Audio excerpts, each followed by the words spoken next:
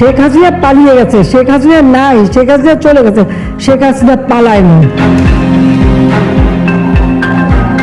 শেখ হাসিনা দুবাইয়ে শামীম ওসমানের বাসাতেই অবস্থান করছেন। হায় রে হায়, গুজব লীগের কি হবে রে? গুজব লীগের কত কথা। 26 তারিখে চট করে নাকি ঢুকে পড়বেন ওনাদের হাসু আপা। তবে আজকে বিশ্বস্ত এবং নির্ভরযোগ্য সূত্রে একটি নিউজ জানতে পারলাম। মুরব্বী যিনি বাংলাদেশ থেকে পালিয়ে গেছেন, তিনি এখন ওশেনিয়া মহাদেশের দেশ ভানুয়াতুর যাওয়ার জন্য প্রস্তুতি নিচ্ছেন। তবে পাসপোর্ট সংগ্রহের চেষ্টাও করছেন তিনি। প্রয়োজন এখন পুলিশ ক্লিয়ারেন্স। পুলিশ তো এখন আর তার হাতের মুঠোয় নাই।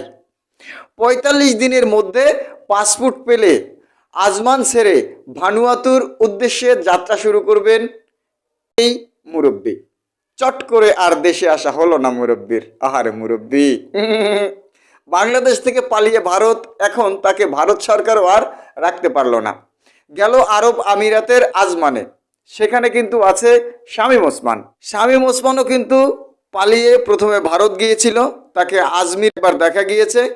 তারপরে শামীম ওসমান চলে গিয়েছে তার আজমানে, আমিরাতের আজমানে। সেখানে বসে এখন চেষ্টা করে কিভাবে ভানুয়াতুর পাস পাওয়া যায়, এই অবৈধ পান্ত্ররা চেষ্টা করছেন। 45 দিনের মধ্যে যদি পাসপোর্ট পায়, আর ভানুয়াতুর পাসপোর্ট পেলে সে ভানুয়াতুর যেতে পারবে। ভানুয়াতুর যাওয়ার পরে সেখানকার নাগরিক হয়ে যাবে। তখন কিন্তু বাংলাদেশের সংবিধান অনুযায়ী সে আর সংসদ সদস্য হতে পারবে না, আর প্রধানমন্ত্রী হওয়া তো তখন দূরের কথা। তো সোনার চানেরা লাফাও কম। আমি সেই প্রথম থেকেই বলে আসছি, সেনাবাহিনী বাদে যার হাতে সমস্ত বাহিনী এবং নিজের কুত্তা বাহিনীও জনগণের মার খেয়ে পালিয়েছে, সে নাকি আবার হুট করে দেশে চলে আসবে, চট করে যে কোনো সময় ঢুকে পড়তে পারে। হ্যাঁ, আসবে, আবার দলের নেতৃত্ব দেবে, দলকে ক্ষমতায় আনবে।